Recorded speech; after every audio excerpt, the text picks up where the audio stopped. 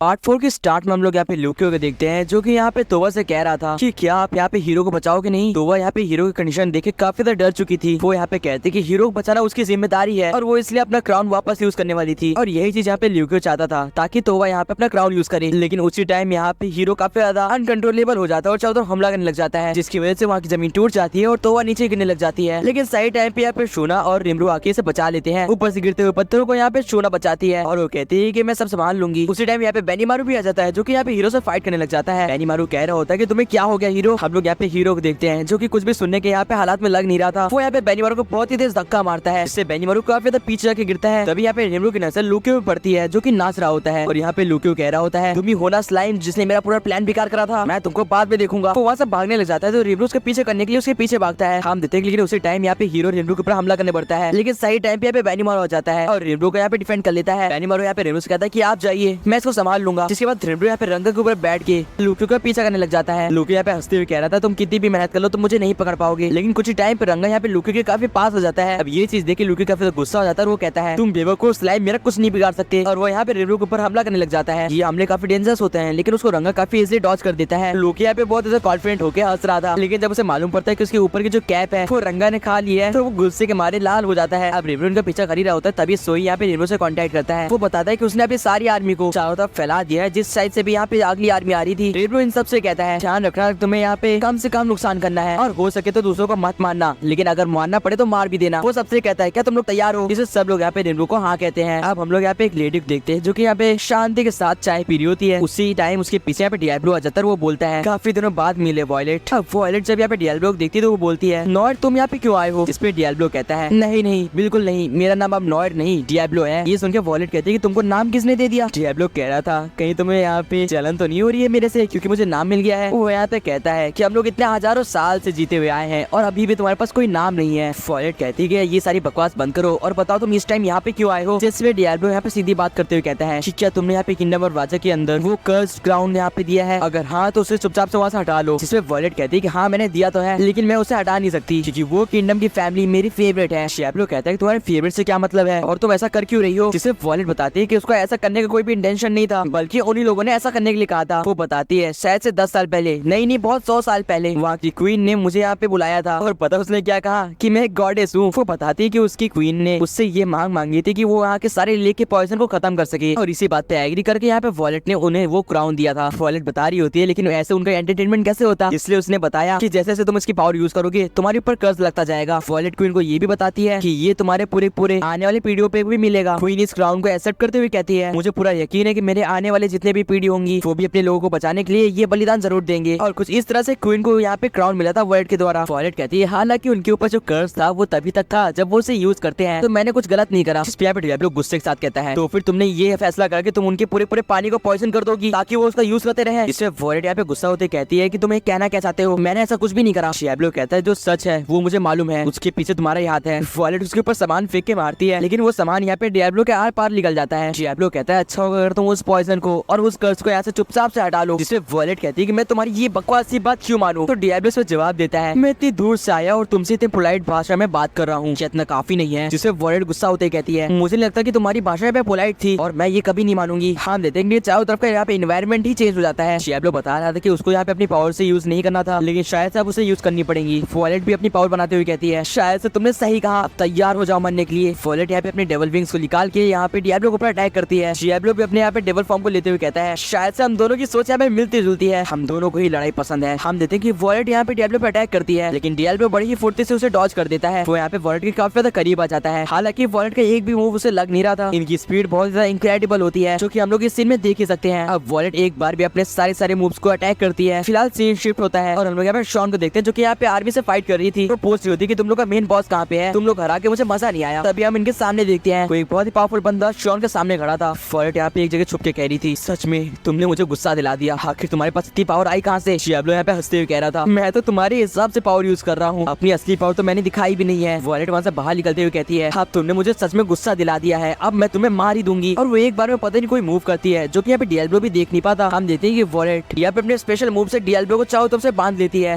Diablo यहाँ पे चारों तरफ से बंध चुका था और वो फंस गया था वहाँ पे। वॉयलेट कहती है कि कैसा लगा, मैंने तुम्हें फंसा ही दिया आखिरकार। लेकिन एक बार में डियाब्लो पता नहीं कौन सा मूव करता है, इससे लग रहा था कि पूरा डायमेंशन ही हिल गया हो, वो उस बंधे हुए ट्रैप को यहाँ पे पूरी तरह से वेपराइज कर देता है। उस सारा ट्रैप यहाँ पे पंखों में बिखर जाता है और डियाब्लो कहता है ये तो कुछ नहीं था। अपने ट्रैप को तोड़ते हुए देख के यहाँ पे वॉयलेट भी रह नहीं पाती और वो पूछती है कि तुमने ये कैसे करा, जिसपे डियाब्लो बताता है कि मैंने सिर्फ और सिर्फ तुम्हारा दिल रखने के लिए तुम्हारे ट्रैप में फंसा था, उससे ज्यादा कुछ भी नहीं। वैसे भी तुम्हारी पावर खत्म हो गई वॉयलेट। हम देख रहे थे कि वॉयलेट के चारों तरफ से कुछ ऑरास निकल रहे थे, लग रहा था उसकी पावर कम हो रही है। उसी टाइम इनका यहाँ पे चारों तरफ का माहौल भी चेंज हो जाता है और एक केव का माहौल हो जाता है। वॉयलेट का एक सोल्जर आता है, वो कहता है माय लेडी आज के लिए बहुत हुआ। वो यहाँ पे डियाब्लो से कहता है डियाब्लो समा हमारे ऊपर रहम करिए और आज के लिए बस करिए। तभी उनका एक और यहाँ पे साथी आता है, वो बताता है कि डियाब्लो समा सही कह रहे हैं, लूकियो ने आपके पीठ पीछे धोखा दिया और उसने जानबूझ के कर्ज लगाया है। जब वॉयलेट को ये बात पता चलती है कि लूकियो ने सारा रिवर यहाँ पे पॉइजन कर दिया था, तो वो कहती है कि सच में ऐसा हुआ था। हमको मालूम पड़ता है कि वॉर भी लूकियो ने छेड़ी थी और एक्चुअली में किंगडम के लोग नहीं थे, बल्कि ये लूकियो के ही लोग थे। डियाब्लो कह रहा होता है अगर तुम लोग की बातें खत्म हो गई हो तो तुम लोगों ने क्या फैसला करा है, जिसमें यहाँ पे वॉयलेट कहती है कि मैं समझ गई और मैं वो सबको हैंडल कर लूंगी, अब तुम जा सकते हो। वो कहती है शायद इसमें मेरी ही गलती थी कि मैंने लूकियो के ऊपर ध्यान नहीं दिया, वो बेवकूफ मॉन्स्टर। हम देते हैं कि वो एक मैजिकल गेट के अंदर जाते हुए पूछती है वैसे तुमको नाम देने वाले का नाम क्या है, जिसपे डियाब्लो कहता है मुझको जिसने नाम दिया है वो तुमसे कई गुना ऊपर है और उनका नाम है रिम्बू समा। जिसे सुनकर वॉयलेट से बाय कहते हुए कहती है कभी मिलेंगे तुम्हारे रिम्बू समा से। वॉयलेट के जाने के बाद यहाँ पे डियाब्लो कहता है देखो तो अपना फैलाया मैस यहाँ पे बिना साफ करे चली गई। अगली सीन में हम लोग यहाँ पे शुनक देख रहे थे जो कि यहाँ पे तोवा समा को सेफली बाहर निकाल रही थी। वो यहाँ पे तोवा से कह रही होती कि आपको फिक्र करने की जरूरत नहीं है, हीरो को यहाँ पे मेरा भाई संभाल लेगा। हम यहाँ पे हीरो और बेनीमारू को देख रहे थे जिनके बीच में फाइट चल रही थी। हीरो यहाँ पे बेनीमारू पे भारी पड़ रहा था। बेचारा बेनीमारू कह रहा था आज भी तुम नहीं बदले हीरो, आज भी तुम उतनी पावरफुल हो। लेकिन बेनीमारू उसकी तरफ बढ़ते हुए कहता है लेकिन आज मैं तुम्हें जीतने नहीं दे सकता। ये दोनों अपनी तलवार रख के अपने हाथों से ही फाइट करने लग जाते हैं। फाइट करने के दौरान यहाँ पे बेनीमारू पूरी ट्राई कर रहा था कि हीरो यहाँ पे होश में आ जाए, लेकिन हीरो यहाँ पे बिल्कुल भी होश में नहीं आ रहा था, लगातार अटैक कर रहा था। फिलहाल हम लोग यहाँ पे रिम्बू को देखते जो कि कह रहा था कहाँ तक भागोगे। इसके सामने यहाँ पे लूकियो जा रहा था और अब तो ये भी चिढ़ चुका था। तभी उसकी नजर यहाँ पे सामने लीवर पड़ती है जो कि दो रास्तों को अलग कर रहा था। लूकियो अपनी पावर को यूज करके उस लीवर को यहाँ पे शिफ्ट कर देता है, जिससे उसकी कार्ड यहाँ पे ऊपर जाने लग जाती है और वो कहता है कि मैं तुम्हारे कभी हाथ नहीं आऊंगा। लूकियो हंसते हुए कह रहा था तुम सिर्फ और सिर्फ वेल्ड्रा सभा की ताकत पे यहाँ पे उछल रहे हो, तुम डीमन लॉर्ड के नाम पे दब्बा हो। रिम्बू कह रहा था तुम्हें कुछ भी कहना है कह लेना, लेकिन सामने तो देखो। हम देख रहे थे कि सामने लूकियो का रास्ता बंद होता है और उसकी कार्ड और लूकियो डायरेक्ट यहाँ पे लावा में गिर जाते हैं। लेकिन अगले सीन में लूकियो अपने डेविल विंग्स के साथ ऊपर उड़ने लग जाता है। वो पूरी तरह से डेविल बन चुका था और हंस रहा था। वो कह रहा था कि मुझे कोई नहीं मार सकता। रिम्बू कह रहा होता है कि अगर उसके पास विंग्स हैं तो उसका मतलब वो डीमन है। अब रिम्बू भी उसके पीछे यहाँ पे आसमान में चल जाता है। हम देख रहे थे कि इनकी फाइट यहाँ पे आसमान में भी चल रही होती है। एंड दूसरी सीन में यहाँ पे शोना तोवा को बाहर ले आई थी। जैसे ही लोग आगे भागने वाले थे